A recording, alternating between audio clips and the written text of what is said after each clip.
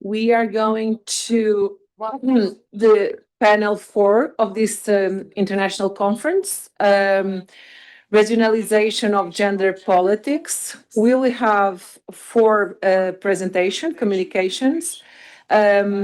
So I would like to say on behalf of Autonomous University that it's always a great pleasure to host this CESRAM international conference here, especially on my behalf also, of course. So we will start with this important topic. So I will give the floor to the first panelist, the gender and impact of conflict and the role of women in post-conflict peace building in Somalia. Thank you for that. Gözde Söğütlü. Was it good? Yes. So I'll give you the floor. Thank you so much. Thank you very much. Good morning, everybody, and welcome to my presentation. My name is Gözde Söğütlü. I am a PhD student in Istanbul University. My research, the gender and impact of conflict and the role of women in post-conflict peace building in Somalia, is based on the view that women's groups are often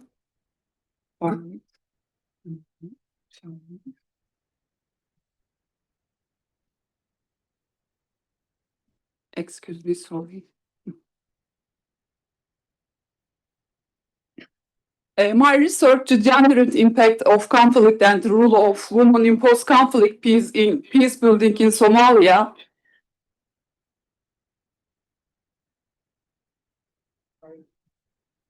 Not problem.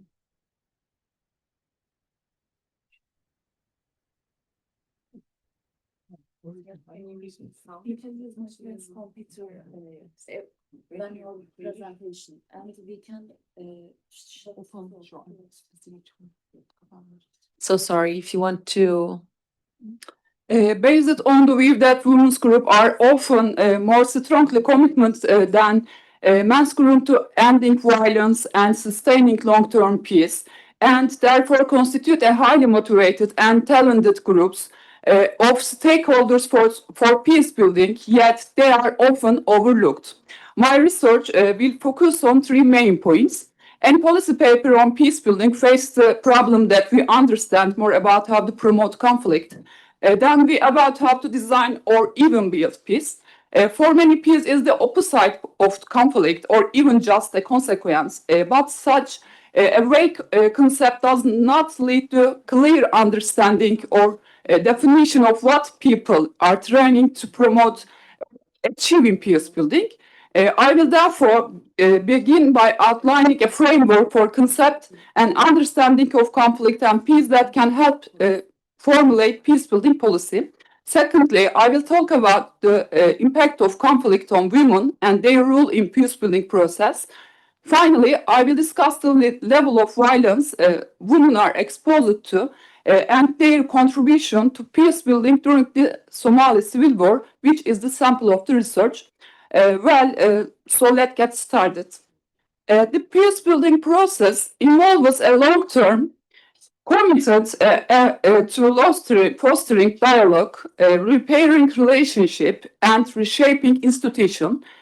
For lasting change to occur, all parties affected by a devastating conflict must be included in the peace building process. Transforming relationship is crucial to ending violence, and this requires understanding the root causes of conflict and finding ways to move forward. Whether of the conflict within communities or between the state and its citizens, peace building involves breaking down stereotypes and encouraging cooperation between different groups. As former United Nations Secretary General Kofi Annan has noted, achieving peace ultimately requires a strong commitment and extraordinary courage from all involved to end violence permanently. However, most approaches to peace building have either ignored or marginalized gender and women issues. Women are consistently a minority of participants in peace building projects. They receive less attention than men's group peace building policies. and gender analysis readily informs peace-building strategies. Let's conclude my first topic. Before discussing the role of women in peace building, it is important to highlight the impact of violent conflict of women's lives. As you know, war negatively impacts all people, including men, women, and non-binary genders. Although we have access to only a few gender disaggregated data on the extent to which armed conflict is gendered, it is possible to say that the short and long-term socio-economic impacts to war fall disproportionately on women. The United Nations has identified several key areas where women and girls suffer the most from war. This includes gender-based violence, displacement, and limited access to life-saving healthcare. Firstly, the biggest risk women face is the gender-based violence. Women and girls face unprecedented rates of sexual violence, abuse, and torture in wartime. Conflict forces the objectification of women and girls because they are often seen as a weapon of war, used by perpetrators to maintain control. Secondly, women often carry the responsibility of resettling families, protecting livelihoods, and keeping everyone safe. As a result, refugee camps are populated mostly by women and children. The United Nations Refugee Agency estimates that more than half of the world's 18 million displaced people of women. Finally, violence and war lead to destruction of facilities and infrastructure. Hospitals and clinics are often destroyed, and access to healthcare can be painfully limited. This puts women and girls at significant risk because with a lack of sexual and reproductive health services, there is an increased risk of unwanted pregnancy and the spread of diseases and infections. However, women are often perceived as more victims in war and conflict, but this perspective obscures the important role women can play in overcoming violence. Research has shown that women are often the first to take the risk necessary to promote dialogue and initiate movements towards reconciliation within divided communities. Experience in many different societies has shown that involving women in peace negotiations to ending conflicts produce better outcomes. When women are part of peace negotiation, the chance of stable peace agreements are greater. For example, this work in Rwanda. Today, Rwanda has one of the highest proportion of women members of parliament in the world. The film Pride the Devil Back to Hell also records an example from Liberia. The parties to civil war engaged in endless negotiation but were unable to reach a conclusion. Then the women surrounded the room where the negotiations were taking place and signaled to the men sitting at the table, "We will not let you out of here until we reach an agreement." In this way, the women influenced the resolution of conflict. Now, let's move on to next topic. The experience of war in Somalia, like elsewhere, is markedly gendered. Militaries used sexual violence against women as psychological weapon to humiliate their opponents. Those most at risk of sexual violence were unarmed women from traditionally marginalized clans and other minority groups. The refugee crisis was also gendered. Women and children made up 18%, 300,000 people who sought refuge in Kenya in 1993. In the current context of political disorder and violence in Somalia, characterized by a protracted civil war and a subsequent political unrest, a concern regarding the role and contribution of women towards peace and peacemaking have been largely ignored and marginalized. Women's participation in peace process has dominantly excluded or inadequately encompassed in the limited international and national level efforts and initiative geared towards peace in Somalia. In the face of adversity, Somali women are leading the way in resolving conflict, settling disputes, and encouraging dialogue in their communities. One remarkable story is that Fardowsa Jama, who risked her own safety to negotiate the release of hostage held by the Al-Shabaab militant group 2060. Her bravery and determination led to successful freedom of the hostages. Similarly, other women peace activities like Khadija Adan and Faduma Hassan Muhammad have mediated disputes between warning function and established peace communities, reducing violence and fostering tolerance in their regions. Women peace builders in Somalia have organized marches and public demonstrations to demand end violence and advocate for justice. In Kismayo, Zahra Abdisiparid, a protest against the persistent violence targeting women and the lack of security in the area. Since then, Zahra and other women activists have organized numerous demonstrations addressing issues such as sexual assault, the cost of living, political prisoners, and inadequate access to basic services. Their grassroots activism has become a crucial force in driving change and promoting a more peaceful and equitable society. Well, what do all these women have in common? They have overcome unique odds to have a voice in largely male-dominated society. They say to the world, Somali women exist and our experience and our leadership matter in all the complex problems our country has to face. Despite their achievements, women peace builders in Somalia face numerous challenges. Limited resources, including funding, equipment, and training, hinder their work. Additionally, they often encounter violence, harassment, and prejudice, making their mission even more daunting. It is essential to provide them with the necessary support and resources to build upon their successes.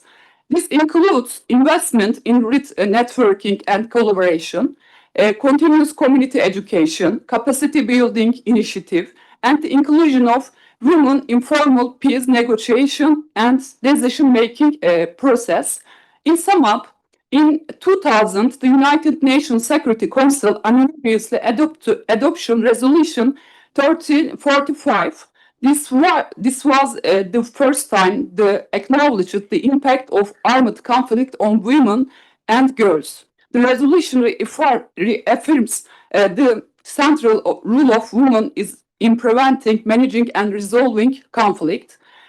Conclusion: Somalia, in context Somalia, the inclusion of women in peace process is not just about fulfilling a policy need or achieving the goals international frameworks. It is fundamental to securing long-term peace and stability in Somalia. Thank you very much. Sorry. Very good presentation and a topic. So thank you so much for bringing this important subject to us. So now we'll change places, I guess, to give the floor to the next panelist. I think we'll hear all the panel communication, and in the end, we'll do like a sum it up all together before the Q&A part, okay? So the next communication, it will be about normative inconsistency in Istanbul Convention. And we'll give the floor to Sahila Mazlum.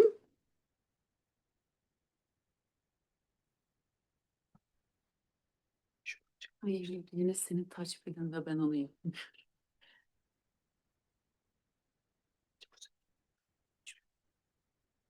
Ben buna dokunabilecek miyim? Sadece şunlarla ilerleyebileceğim de.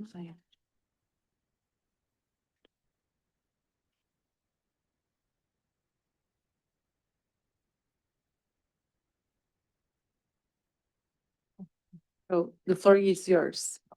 Thank you. 10 minutes. Thank you.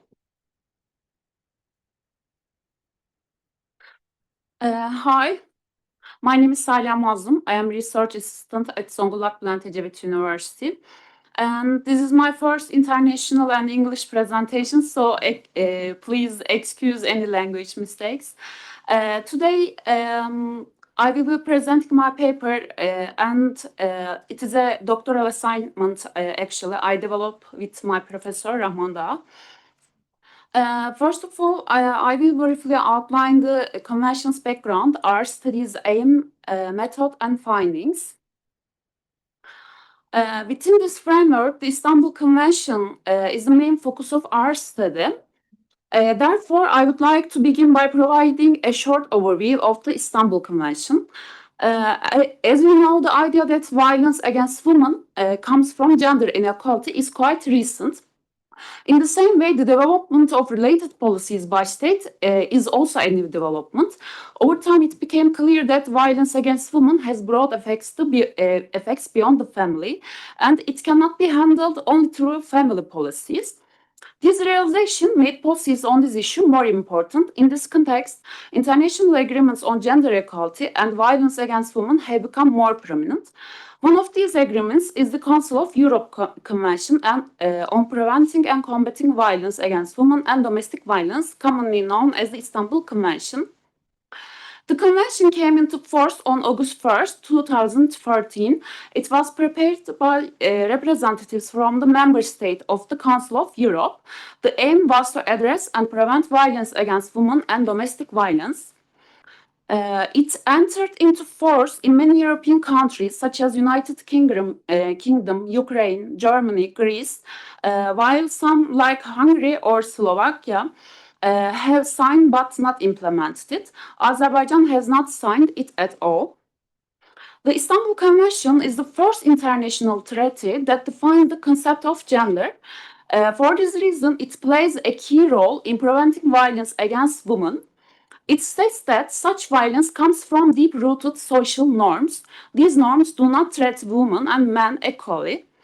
However, in some countries like Poland, Hungary, and Ukraine, there are ongoing debates. Many argue that the terms gender and sexual orientation might harm the family and social structure. They also say these terms do not fit with basic social and religious values. And as you can see in the map, Turkey is the only black country here in this map. Because in line with some debates in other countries, Turkey has similar debates around this subject, and this black color shows us Turkey's unique character, I think. If we look at other countries, Poland has been seeking to withdraw from the convention since 2020 and argues that it disrespects religion and promotes controversial ideologies regarding gender. Hungary has refused to ratify, claiming it fosters destructive gender ideologies and supports illegal immigration. In Ukraine, it faced an 11-year delay in ratification until 2020. Attributed to claims that the concepts of gender and sexual orientation were inconsistent with Ukraine's moral values. During its membership in the Council of Europe, Russia signed but didn't ratify the convention. Yes, and Russia signed but didn't ratify the convention, citing conflicts with traditional moral norms and state family policy foundations. Conservative figures and representatives of the Armenian Apostolic Church criticized the convention, and they argued that it implies a third sex and contradicts the Armenian constitution. And Armenian constitution says there are only two sexes in constitution, but the convention recognizes four. And on the other hand, human rights activists also voiced criticism in Armenia. They said the opponents ignore violence and hide it behind the idea of traditional values. In line with this, Turkey signed the convention in 2011 in Istanbul, and it came into force in 2014. Before and during the ratification process in Parliament, the convention was mostly seen in a positive light. However, in 2021, the Istanbul Convention became a hot topic in Turkish politics and society. Those who oppose it claim that the concept of gender doesn't fit with Turkish family, social, and religious structure. As a result, Turkey withdrew from the convention 2021. This decision created a deep divide in Turkish society. Supporters and opponents of the convention clashed during recent presidential and parliamentary elections. In this context, our study looks at the Istanbul Convention as a field of struggle. This struggle is between local values and universal values. Our research is important because Turkey is the first and only country to withdraw from the convention.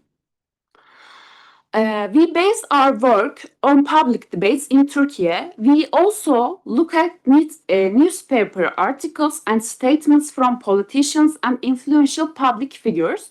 From these sources, we saw that the debates around the Istanbul Convention generally focus on three themes: gender and sexual orientation, mediation and reconciliation mechanism, and religion and honor.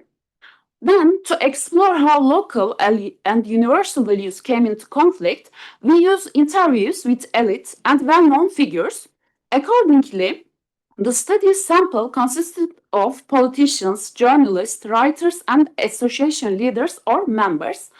These individuals are well known in Turkey and have a high potential to influence public opinion. In total, we conduct interviews with 16 individuals. These figures either supported or opposed the Istanbul Convention. In this way, we try to understand how local and universal values conflict through the expressions of both supporters and opponents. The interviews were designed to capture social, cultural, religious, and familial responses to the Istanbul Convention, and we also asked for their views on gender and universally accepted values. I would like to talk a little about local and universal values before the findings. Today, local and universal values are concepts that create serious debate in many areas. International treaties such as the Universal Declaration of Human Rights, CEDAW, and the Istanbul Convention emphasize universal values. These treaties claim that the principles they contain are globally valid. As a result, many debates focus on these ideas. At the most basic level, local values are linked to culture, and culture is a human creation. It always has a specific origin. Because of this, most cultural expressions are valid only locally. Many of them claim only relative truth or importance. Some traditional societies share common features, for example, low tolerance for divorce and homosexuality, strong family loyalty, male dominance in both social and political life, and the general tendency toward authoritarianism. In these societies, traditions is often very important. Religion also plays a significant role in daily life and social norms. Values like social justice, open-mindedness, and equality are seen as universal values.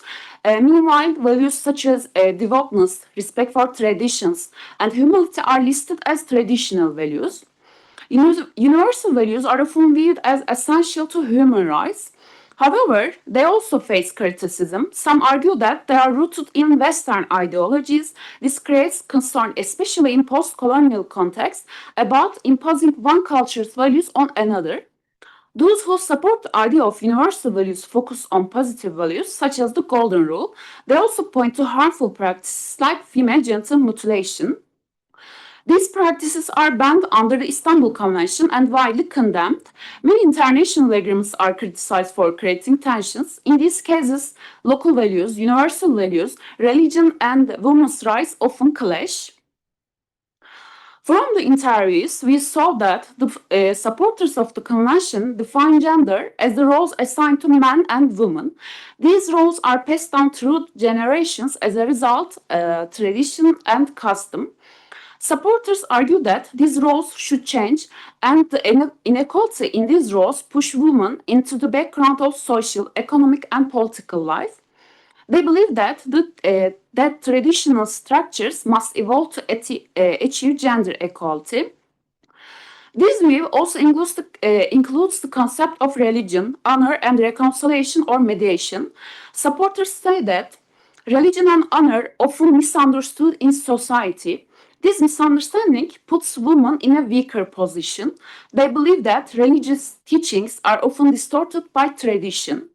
Regarding reconciliation and mediation, supporters are in favor of banning these practices. They worry that women may be pressured into reconciliation. Also, in violent family settings, women's human rights might be violated.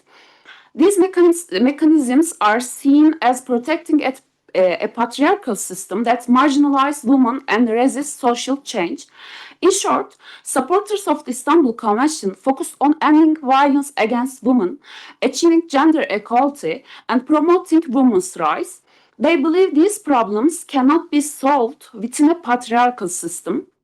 Supporters advocate for international frameworks such as the Istanbul Convention, and they argue that it is based on universal human rights and values. It is important to note here that supporters are not against local values or concepts like tradition and custom.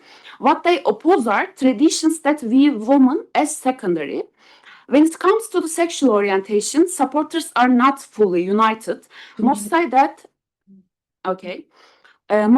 the convention's mention of sexual orientation doesn't mean legitimizing homosexuality, but some believe that homosexuality should be accepted. Opponents of the convention, however, approach gender from an ideological standpoint. They think that seeing gender only as male and female role is not enough. They associate the term gender with ideas like desexualization or the creation of a third gender. They believe such interpretations go against Turkish society and the family structure. They see these changes as beginning with the individual and spreading to society. From the interviews, we saw that the opponents also agree that religion and honor are often used in ways that harm women. They believe that women and men are equal in value. They say that real Islamic teachings support this equality. And if we make a general assessment based on the interviews, we see a clear difference in priorities. Opponents focus on traditions, culture, and the structure of the Turkish family and society. They see these as locally valuable. They believe that a legal system built on local values can help prevent violence against women. When comparing both sides, we see that supporters focus on violence against women and gender equality, while opponents prioritize the family. This creates a divide, I think. One side focuses on the individual and the woman, the other side focuses on society and the family. This creates a field of struggle around these concepts. Supporters emphasize the individual and universal values in the convention. They believe this will bring more equality. Opponents emphasize society and the family. They want to protect the Turkish family and local values through the tradition and custom. Finally, when it comes to violence against women, opponents support solutions that rely on local values. Thank you for listening to me. Wonderful presentation. Thank you so much. As I say to all my PhD students, and I think your professor and my colleague is proud, you need to schedule the next one soon. So the next presentation in English was really good. Thank you so much. So we will now pass to the third communication. How long to stay, when to return, gender, labor, migration from Georgia. We will give the floor to Iashvili. So when you want to start, the floor is yours. Yeah, thank you so much.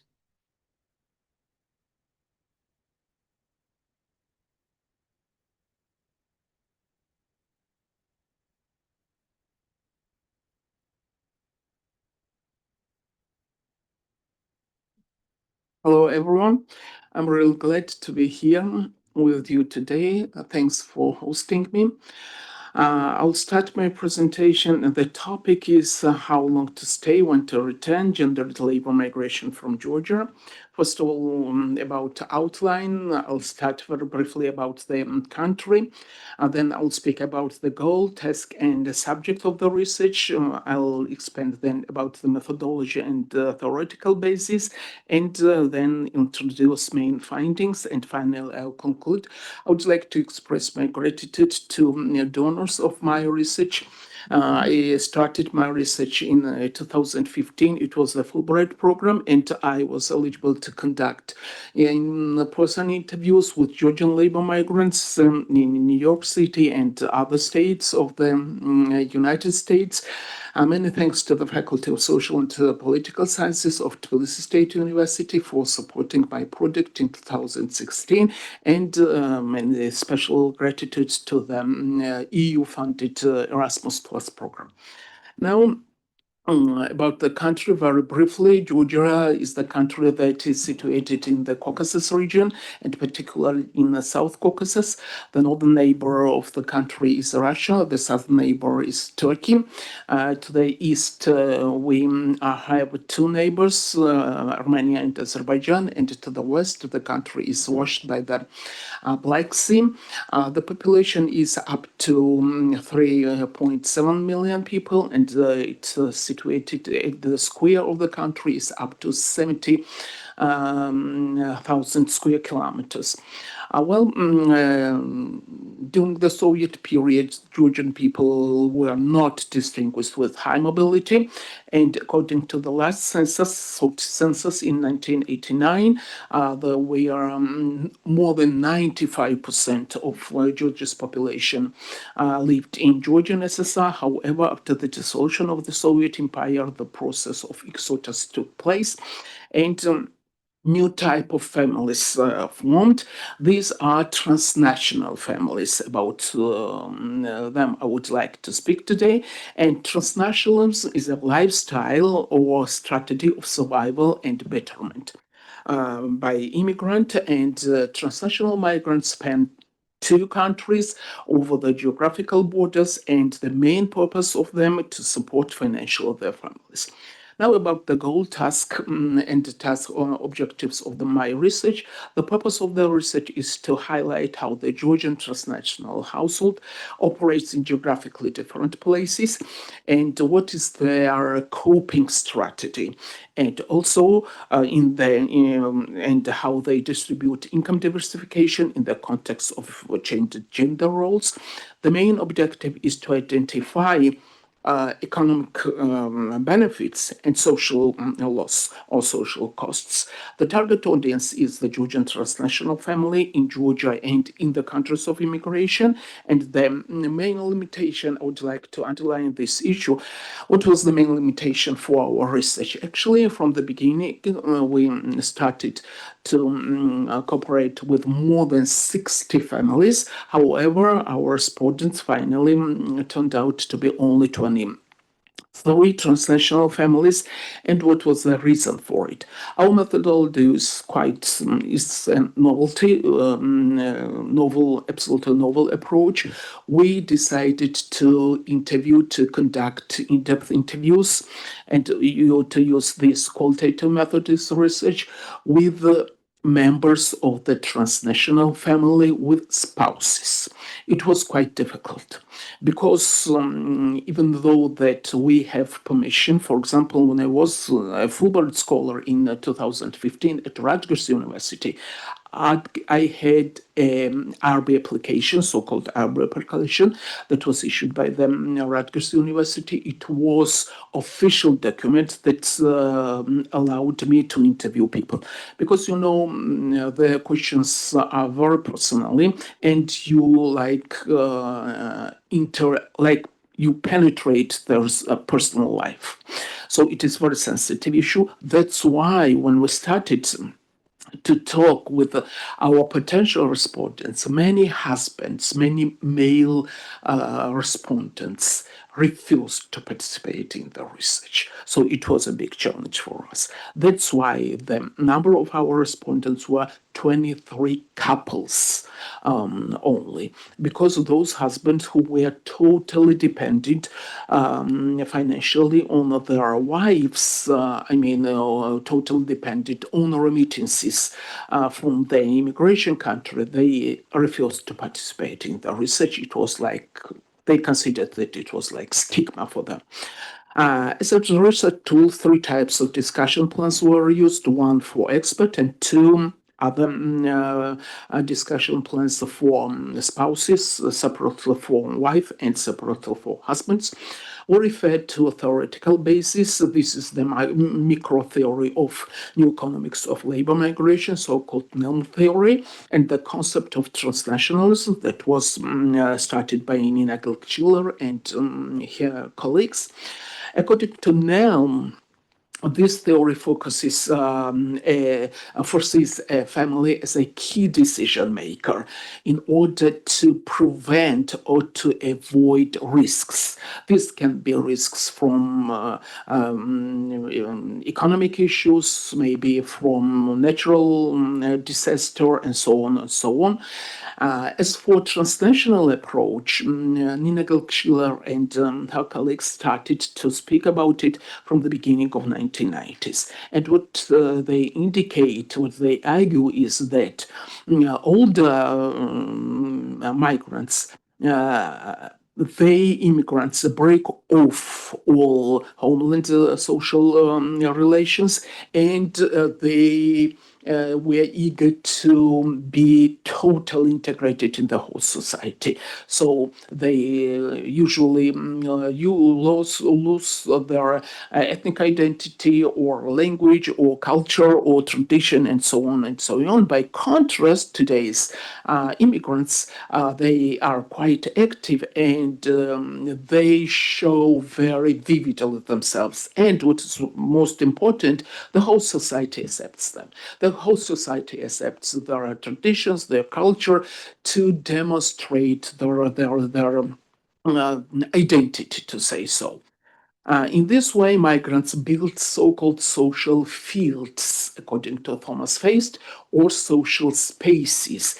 And there are many spaces. We see cultural, economic space, religious space, or some other kind of spaces. This map shows very active emigration processes from the South Caucasus region with three republics, Georgia, Armenia, and Azerbaijan. And that started after the dissolution of the Soviet Empire from the beginning of 1990s. However, on the map, we see that this process started even before the collapse of the Soviet Union. Since 1988, it was the conflict between Armenia and Azerbaijan over then Nagorno-Karabakh. The conflict is over today, but very soon, after dissolution, as I mentioned already, of the Soviet Empire, many people, first of all, ethnic minority groups, left the country. I speak now about Georgia. Also, they were followed by native Georgians, and here are some figures from the official statistics website of Georgia that shows that during the several decades, I mean recent decades, Georgia maintains permanent negative net migration rate. Here you see the trend since 2013. However, I would like to mention that this trend we have since 1990s. And here are only two positive figures, two positive indicators in 2020 and 2022.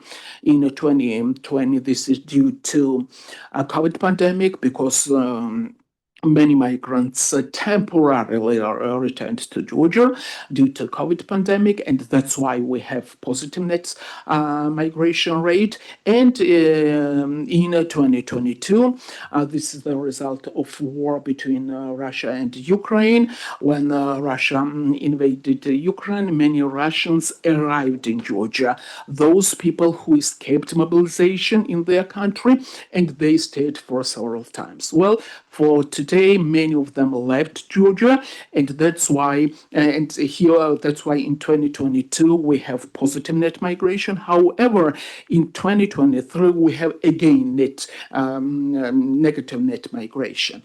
Now, I mentioned about the immigration spaces, and what is the most important, the real space. This is according to Polish geographer Leszewski. He identifies three types of spaces in tourism realm. However, we can transform his concept about the social spaces in immigration studies, and he identifies countries a real space. For Okay, our 2 minutes, immigrants- okay? Just 2 minutes, okay? Okay, Thank you. 2 minutes? Yeah, yeah, Oh, yeah. okay. Thank Oh, you. sorry about it. It's okay. Okay, this space is the labor realm for our immigrants. And here we see I have put chart that shows remittances that immigrants sent usually to the country. However, here are two figures. In 2022, Georgia receives more than $4 billion. That is not real figures because those Russian people who arrived from Russian Federation to Georgia, they transformed, they moved their businesses and financial capital to Georgia, and that's why we have such a high figures. And this map was created by my colleague that shows top countries from which Georgian people receive remittances. Again, this figure for Russia is not real because it is included those finances that were transferred by Russian people. However, the main countries from which Georgian people, transnational families receive remittances is the United States, is Germany, Greece, and Italy as well. Now, however, not if we speak about the social spaces, Georgian people managed to create cultural spaces like in New York City, for example, Georgian Theater or Cultural Center, and so on and so on. I'm not going to speak to read these quotations. Nonetheless, what Georgian immigrants like, this is the familial environment, and this is the most important issue. The split of a nuclear family is the great challenge for the Georgian society and for transnational families. And I would like to underline that in many cases, in many situations, Georgian case goes in line with NELM theory. However, at the point that we have a very long period of Georgian immigrants, especially women immigrants, stay in the destination country, this goes beyond the limits of NELM theory. And as we know, the migration process is a gendered process, and the main drivers of this process are Georgian women. Conclude, please. So very soon, yeah, migration is a complex issue, and long-term separation is identified as the social loss, and what is the main benefits for Georgian family is the economic well-being. Finally, I can conclude that these married, educated, working, and reproductive age migrant women straight between home and whole society. They are neoliberal mothers, and they are the members of post-communist society. Applying a transnational framework, our research sheds light in which the family is a socio-economic, gender-rich, and emotional entity undergoes transformation that is also the part of the globalization. So this is one of the great challenges that we face in our society for today. Thank you. Thank you so much. So, last but not least, we will give the floor to our final panelist, Maka Gogilashvili. Hope to say it correctly.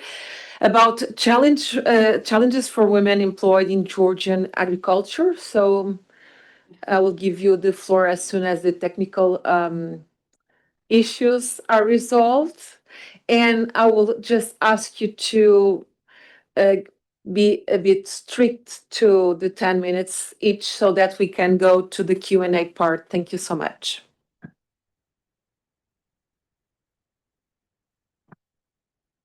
Hello, I'm Maka Gogilashvili, PhD student at Tbilisi State University. In the Georgian reality, it's quite important to promote women's engagement from an economic perspective. Also, the idea of the gender equality is recognized by Georgian legislation instead of discrimination and stereotypical attitudes still remain relevant in the country. According to the data from the National Statistic Office of Georgia, women outnumber men in terms of higher and vocational education. However, despite this, women make up 43% of the economically inactive population in Georgia. Women living in rural areas often face challenges such as limited access to education. Girls in rural areas frequently face restricted access to education and due to factors such as distance to schools, lack of proper infrastructure, cultural norms, and economic constraints. Access to health care, rural areas typically have fewer medical facilities, which can result in limited access to reproductive health services, mental care, and family planning resources. Gender-based violence, women in rural areas experience higher rates of domestic violence, sexual violence, and other forms of gender-based violence compared to those in urban settings. Economic environment. Women in rural areas often face the limited economic opportunities. Many are engaged in subsistence farming or work in informal sectors with little income or job security. Land rights and property ownership. In many rural communities, women have limited access to control over land and other productive resources due to discrimination or cultural practices. Limited mobility, cultural norms, and the lack of safe transformation infrastructure often restricts women mobilities in rural areas. This can limit the access to market services and economic opportunities. Political participation and representation, women in rural areas often underpressed in decision-making processes at both local and national levels. Cultural barriers, lack of education, and limited access to resources can hinder their environment in political processes. Also since 2012, state institutes have been established in the country with the goal of promoting rural environment. The overall environment situation for women has still not improved. Women's environment in agricultural programs is critically important, primarily because women make up nearly half of the labor force in Georgia and are significantly more unequal economic position compared to men. The vast majority of female farms do not view agriculture as a business activity. As a result, for many women, agriculture is merely as a subsistence economic.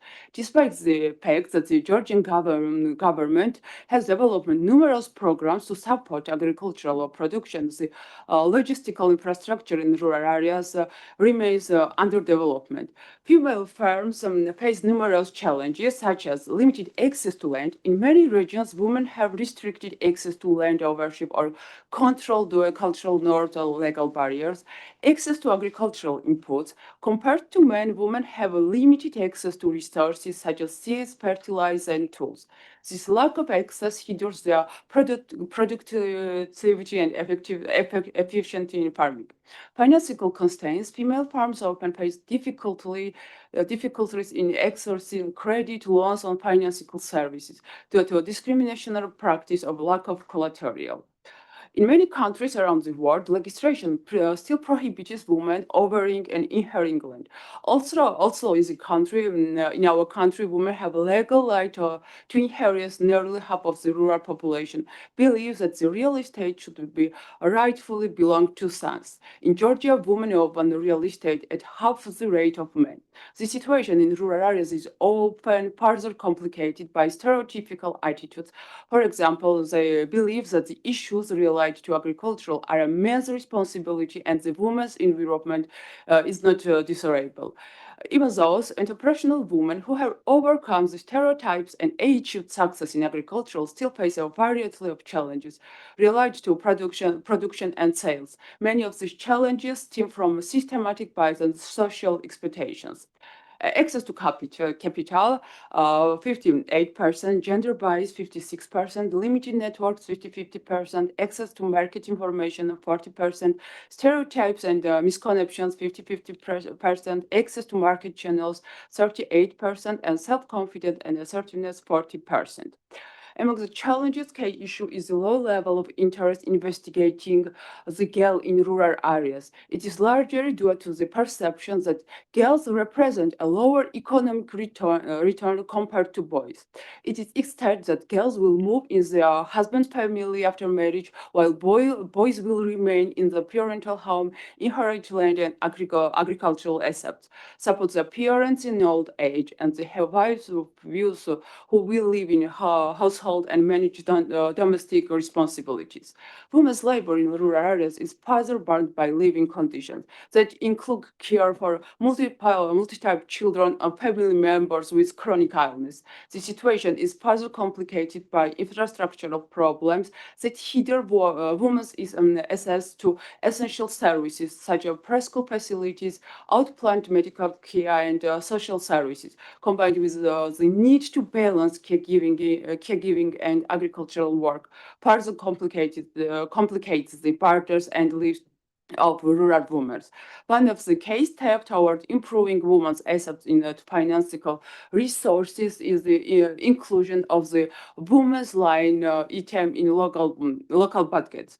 In the case of Georgia, it can be said that in rural and regional settlements, women's participation in social activities and decision-making processes is quite low. In many cases, women do not even perceive their role of necessary in these processes, which helps explain to low level of responsibility to state programs. Women environment programs aimed at women's economic environment was developed and developing countries broadly agree that autonomy is a necessary precondition for improving women's economical. In other words, if a woman does not feel that she's capable of doing something independently, it becomes very difficult to engage her in entrepreneurship programs. The example of Georgia is also worth considering, where established businesswomen come together in special networks, pay membership fees, and include small-scale women entrepreneurs with those networks. Women involved in such programs are often the most successful and realize their potential. As experience for various countries around the world demonstrated that many women have chosen to participate in program after establishing communication with successful beneficiaries.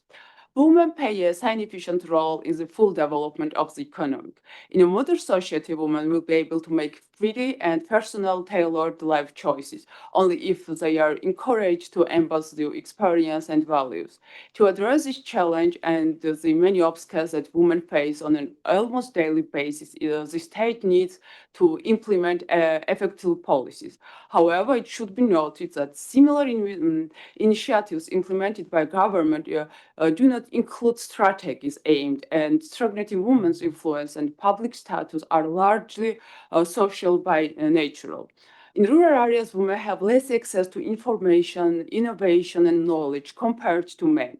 Due to deeply rooted bias, the term farmer is often perceived as referring exclusively to men. In practice, within household farming, men are typically involved in agricultural activities that require technological knowledge and the operation of machinery, while women are mostly engaged in manual and labor-intensive tasks.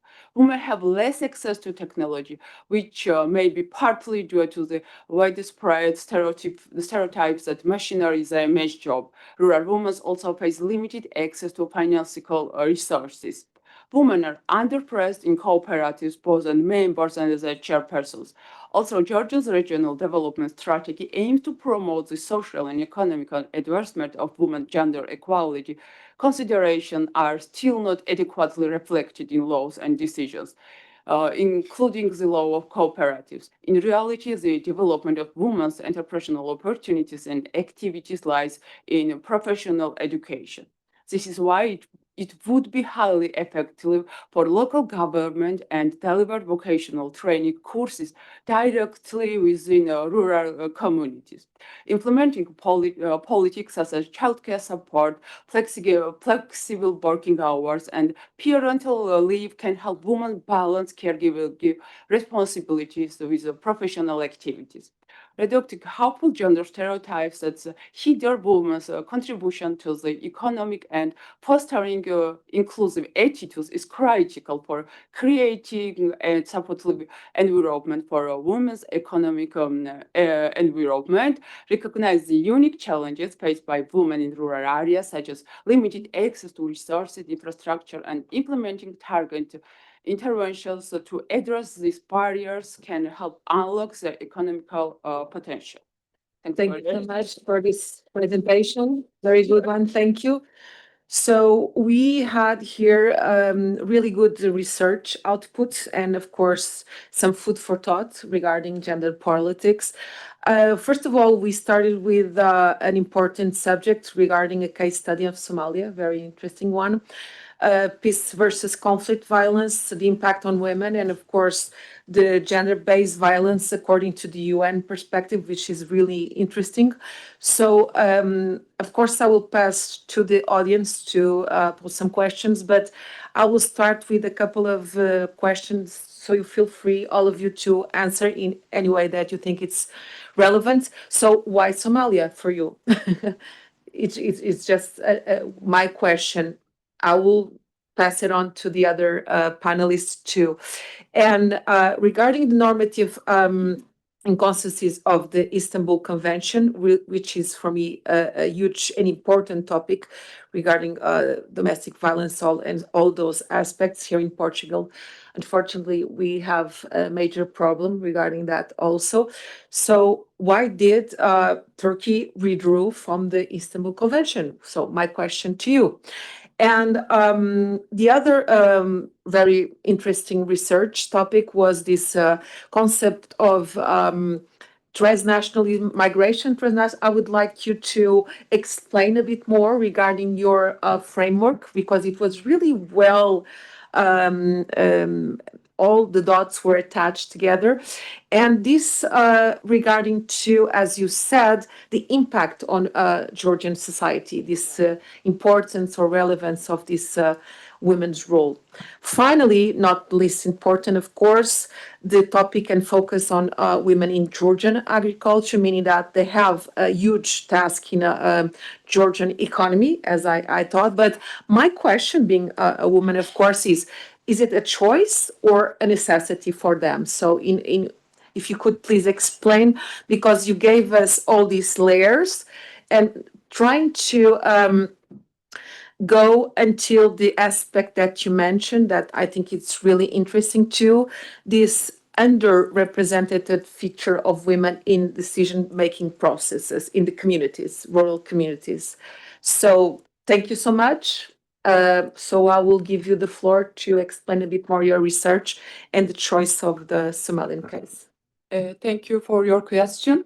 My PhD thesis in critical liberal peace building and hybrid peace building in Somalia. In context, my researching women's contribution peace. Okay. Thank you. Okay. Thank you so much for your answer. Perhaps we can try to the other question from your point of view. Thank you. My English, I think, is not well enough to answer your question very well, but I'm going to try it anyway. I think conservative circles in Turkey want to withdraw from the Istanbul Convention. So in power in Turkey, they because to take their vote. And so they want to take their side, and I think this is the reason, general reason, I think. Thank you so much.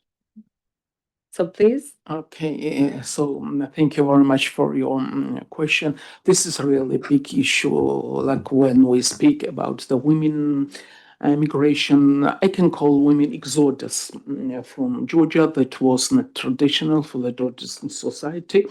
However, as I mentioned already, when economic crisis took place after the collapse of the Soviet Union, it was decision of the family.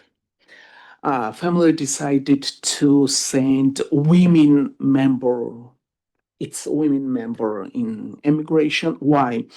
Because women are more reliable members for them. The family, it happens not only in Georgian society, but in general. They are more devoted to the family, and they realize risks for them when a crisis appears. So, what is the benefit from it? Yes, the main benefit is the economic well-being of the family. However, dissolution of the couple, family spouses, I mean split of the nuclear family, is the social loss for Georgian society. Well, this is a really big challenge, but however, at this turn, we could not change anything. Why? This process is directly connected with political processes. If the families don't see support from the government, it is difficult to say that, well, we don't need anymore to send our family member in emigration. We don't need additional income from immigration in the form of remittances. It's a very highly debatable issue. And one more theory that is very important when we make research in immigration state. This is the theory of cumulative causation. What does it mean? Even though that migration is the temporary process, it may be continue endlessly.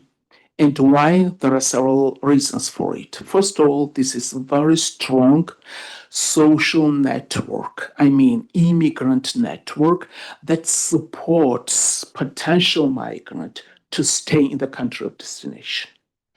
This is the main problem what we see now in Georgia. So even though for example, for the United States, Georgian immigrant community is a tiny group, but it is a huge group for us, for Georgian state. It's a tiny group for Italian states, for example, more or less in Greece and so on, or in Germany as well.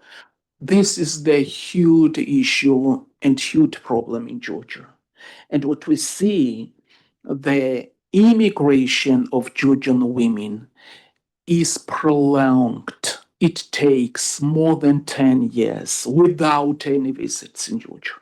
Why? What's the main reason for it? Illegal, irregular status of Georgian women.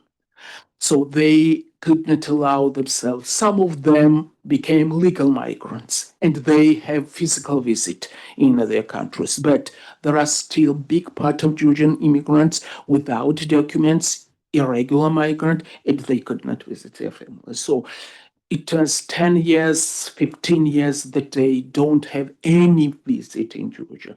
So this is directly connected with the politics of the country. Directly. That's a really Yeah. good finding, just especially for me. Yeah. And very strong Georgian immigrant network in Okay. this country. And also in the Russian occupied space, you feel the same trends? No, I don't have information. You don't have No. information. Probably many of them headed to Russia. Okay. From the very beginning of 1990s. However, the economic situation is very hard. Those occupied territories are oriented toward Russia. Yes. And economic situation is not very good. Let's say this is like a criminal enclave for Yes. Russia. These two occupied territories, we have very less information, I mean statistics, Yes. and the real statistics. We don't have real statistics about it, but they maybe more commute between these territories and Russian Federation. So thank you so much for this wonderful answer. And my last question was due to my personal field of research, which is Russian Federation. So thank you so much. Really? Post-Soviet space, yeah, and your country too. So thank you. So next, thank you. Thank you. The vast majority of the female farms do not agricultural as a business activity in my country. As a result, for many women, agricultural is seems merely as a subsistence economy. It can be said that the Georgian agricultural system and the market substitutes are not interconnected, and the future outlooks remain unclear. Because nowadays in my country is a very bad political situation, and we all Georgian women and also men want to be a part of EU, but there are a lot of but, and we all hope that everything will be okay in my country. Okay, thank you so much. Hope so. So now we'll give the floor to the audience. Thank you so much. So please just present yourself and pose the question. Thank you so much. Yeah, of course, 2 questions already. Thank you. Hi, my name is Ricard Pereira. I'm from Dublin City University, and I have actually, there are more 2 curiosities than questions. The first is regarding women health in conflict scenarios. I was wondering what role plays the EU or, the World Health Organization when we talk about this idea of woman health is not just woman health, right? It's part of even the state sovereignty, because women represent the future of the country. So when we attack the woman health, we are not just attacking a woman being, but in this case the sovereignty of the state. And indeed, some researchers from CCP in Minho, they work already this topic, and I find kind of curious this idea. The other one is regarding the woman work in agriculture, because you referred the informal work. Yeah. I was just wondering if this is part of this informality research group that we have in the European Union. Because, for instance, at TCU, we have a huge project related with informality, not just in Europe, but even in Latin America. We have these research projects. And if you can explore more that concept about informal work, if it's directly related with informality, the consequences for the country, if it's just, or in your project, you are focusing more in the woman role, or in the opposite side, if men actually are also working in this way. So just 2 curiosities. Thank you so much. We will take the second question, please, just to have like a broader reflection. Thank you very much. Tanazobay from Metro Ankara, Turkey. A comment, short comment, and then a question I will have. Comment for Istanbul Convention. The issue, as far as I see about Turkey, is like now the convention is signed in Istanbul and holding the name of the city of Turkey, but Turkish government or Turkish current government did not or was not expecting the values contradicting with like Western oriented values or global values versus the faith itself, the Islamic faith. So especially LGBT rights and freedoms, and plus the let's say presence of woman's voice, woman's sound in the public ground when it comes in into the political field, especially in the recent years, as you might have all observed, protests and political opposition arises in the campuses, in the universities especially. So that, I don't know, the government either did not calculate or was not expecting that way, because Turkey is not a country that gender issues or gender-based tensions arise so often, but this was not something Turkish government, I think, was calculating for. So my question will be to Gözde Söğütlü about Somalia. Somalia has been a center of international problems, especially after the, let's say, unsuccessful military operations of US in the region. So how you assess the women's role in Somalia, not only for providing peace and mediation acts, but also in the structuring of Somalian politics? How do you see, how do you assess, as a non-Somalian from outside, how do you assess the role of Somalian women in the Somalian politics? Thank you. Thank you so much. So we'll start for the first round of questions. Thank you for your question. Actually, the answer your question is hidden in my presentation. As you know, in 2000, United Nations Security unanimously adopted resolution 1325. This was the first time has acknowledged impact of armed conflict of women and girls.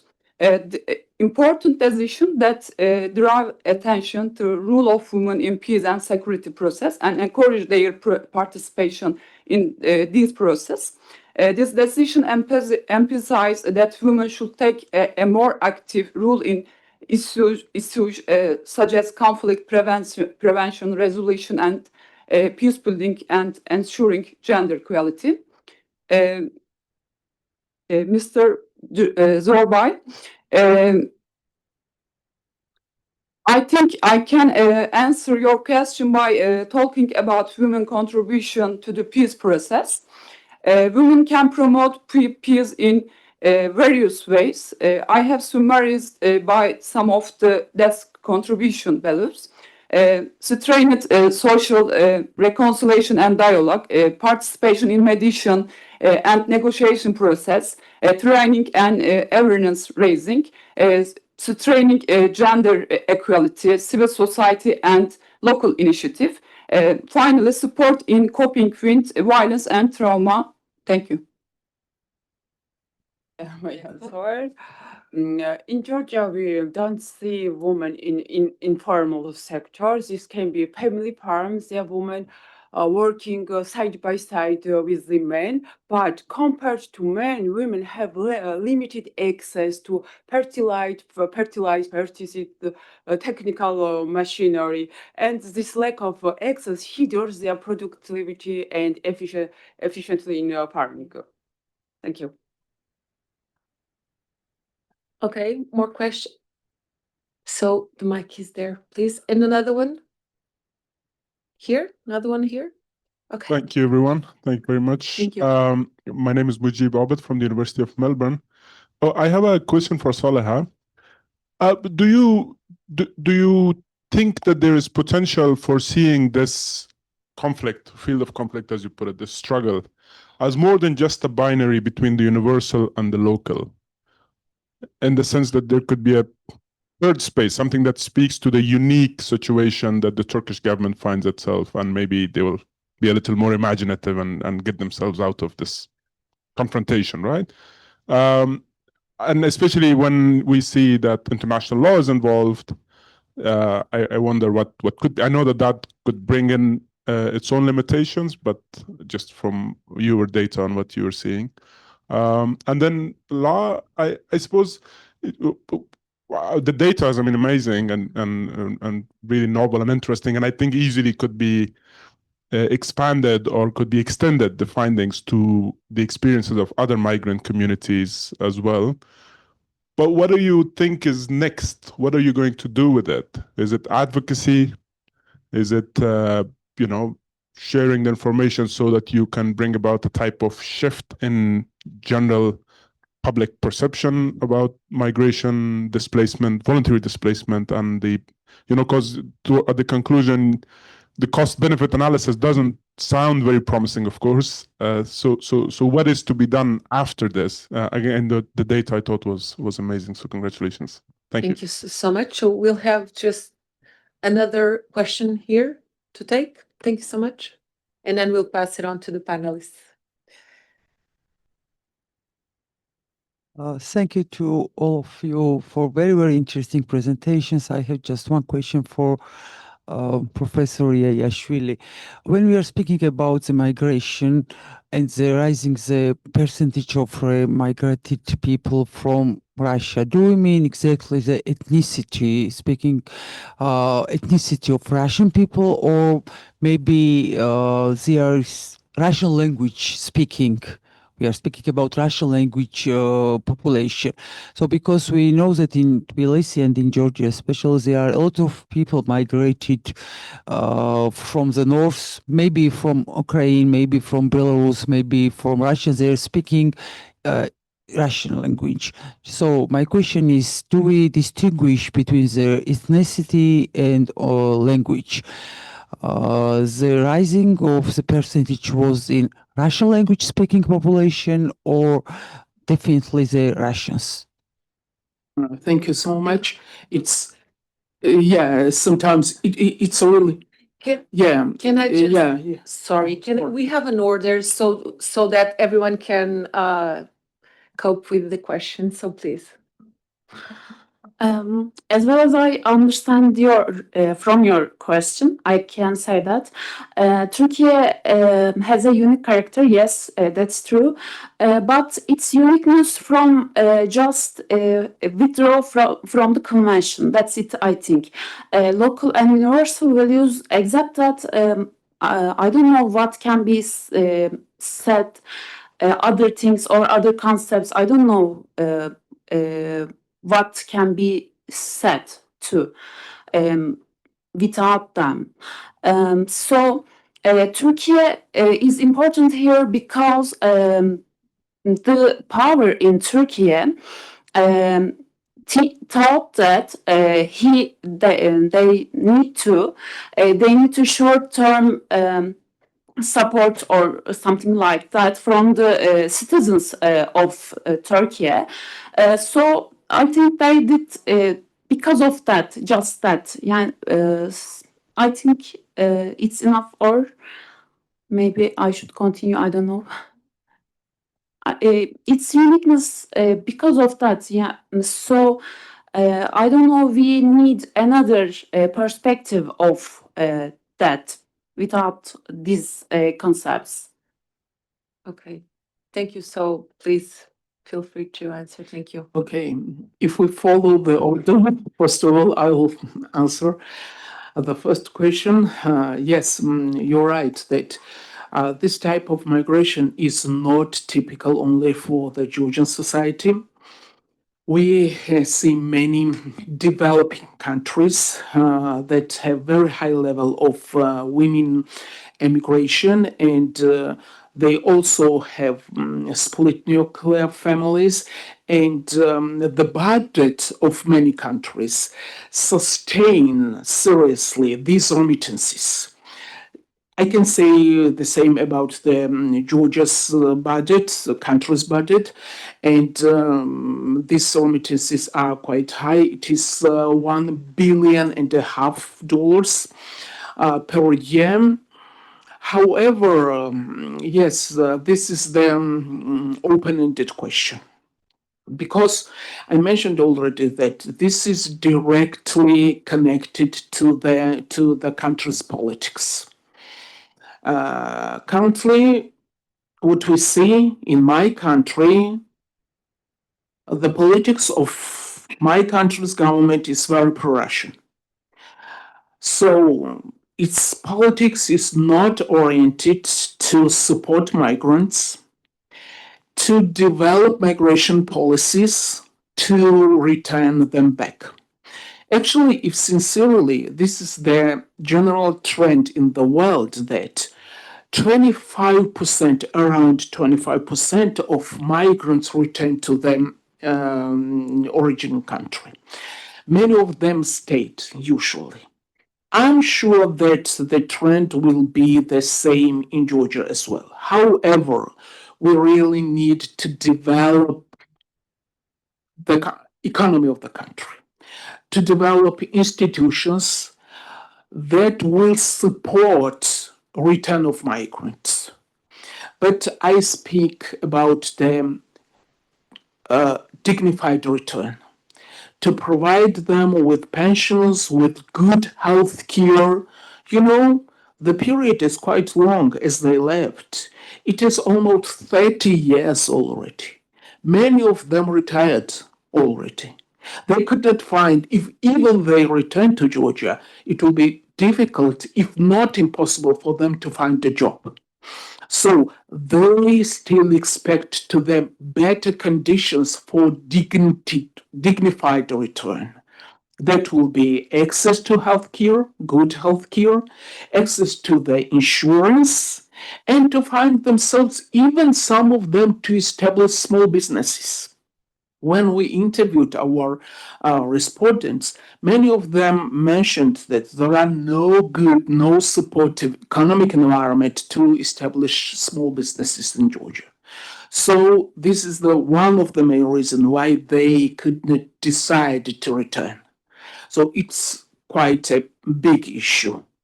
And however, Georgia society is not an exclusion. So what is my answer is that if the country starts its step for development, we have currently our economy in the phase of stagnation. If the country starts a big step to develop its field, its various field, you know, tourism does not a field. Yes, Georgia tries to develop this field, but not, tourism is extremely fragile field of economy. Georgia has, and Georgian people has much more potential, I mean intellectual potential. It needs support from the government to develop this potential. However, on this state, we don't see it. Now, Georgian people are fighting to start the process EU integration. That is very difficult, extremely long process, but we hope that if the process starts, we will have more successful steps to the future. As for the next question, yes, you're right. I should be more correct to speak. Not those people, it is very difficult to identify who arrived from Ukraine, from Belarus, or from the Russian Federation. But as I mentioned, these people, like wealthy people who own businesses, mainly probably in the Russian Federation, and they have financial capital. But you're right, it is more correct to say Russian-speaking community that arrived in Georgia, because again, it's very difficult to say. Maybe some of them are, I know many of them are from Belarus as well, arrived in Georgia even before the war. They escaped Lukashenko's regime, and they are Russian-speaking population as well. Yeah, probably it's correct to say a Russian-speaking population who arrived from Slavic republics, post-Soviet Slavic republics. Thank you. Thank you so much. One more question there.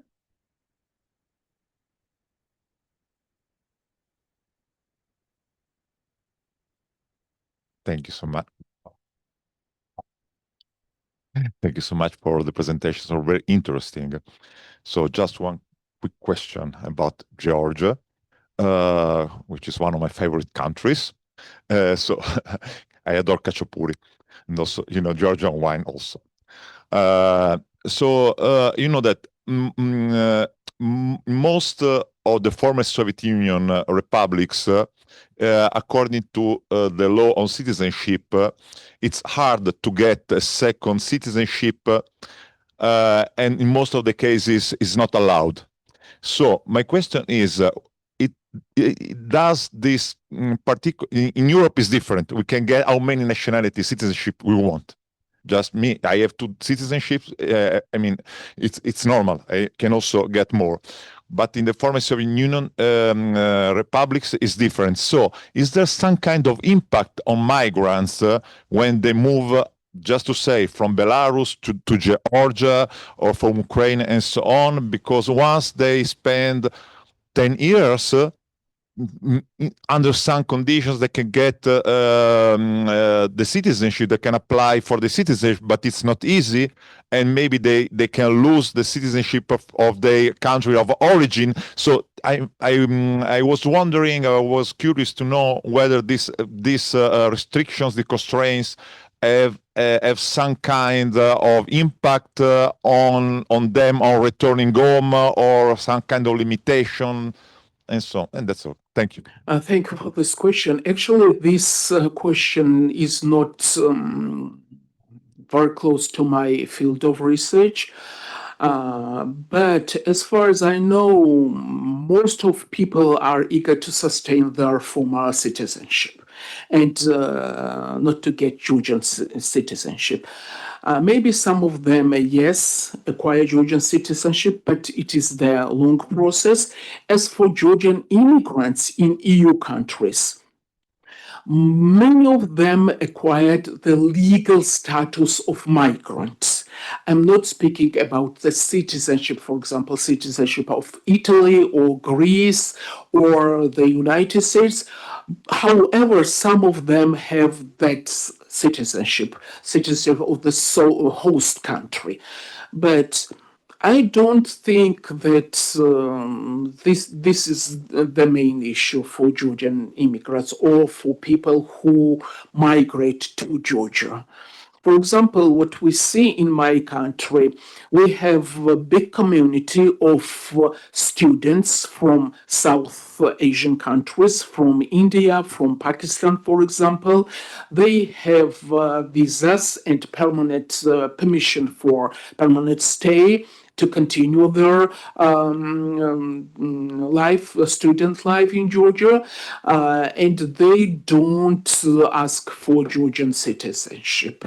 It's quite complicated issue, but I don't think that this dual citizenship is a challenge for Georgian immigrants. However, I could not say exactly, I couldn't answer your question exactly. Thank you very much. Just a last question is about a very specific particular case, that is, how do you consider those living in the breakaway territories of Abkhazia and South Georgia? I mean, most of them, there are Georgians nationals, also Russian ethnic nationals, and so these people living there that are Georgian ethnics, they migrate to Russia maybe for working and so on. So how do you frame these people in this specific case? Which kind of migrants they can be considered? They are commuting. Many of them who left the country in the beginning of 1990s, they are permanent, and most of them headed to Russia. And they are today citizens of the Russian Federation. But those who live on these territories, they commute between Abkhazia and Russian Federation, for example. And most of them are Russian citizens, because the Russian Federation forced them to acquire the Russian citizenship. And most of them are Russian citizens. And they commute. Maybe they are like seasonal workers in Russia, and then for them certain time they return to their territories. But they are mostly citizen workers. Them as Georgian migrants abroad. Probably not. Thank you. Yeah, probably not. But this is absolutely a restricted space for us. I mean, a restricted space for research, for communication, and so on and so on. However, Georgia allows them to get medical services, and those people cross the so-called border and they receive medical services in Georgia, and it's absolutely free. It is paid for us, but it's absolutely free for those people, even though they are citizens of the Russian Federation. It is absolutely free in Georgia for them. So wonderful discussion and debate. Thank you so much once again to all the panelists. Female panelists. Thank you for the audience for the questions too. Thank you. Bye-bye.